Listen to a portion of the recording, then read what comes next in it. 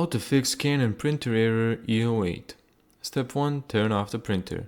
Press the power button to turn it off. Then unplug the power cable. Wait 30 seconds and then plug the printer back in. If the E08 error disappears, try printing a test page. Step 2. Check for ink or paper obstructions. Open the printer cover, check for any jammed paper on foreign objects. Remove anything blocking the print path, then close the cover securely. Step 3. Enter service mode.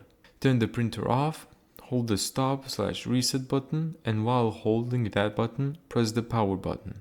Release the stop and reset button while continuing to hold power, and then press the stop or reset button 5 times. Then release the power button. The printer should enter service mode. Step 4. Reset the ink absorber counter. Connect the printer to your computer with a USB cable. Open the Canon service tool compatible with your printer model. Locate ink absorber counter or main waste ink counter.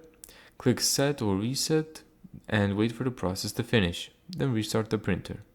Step 5. Replace the waste ink absorber if needed.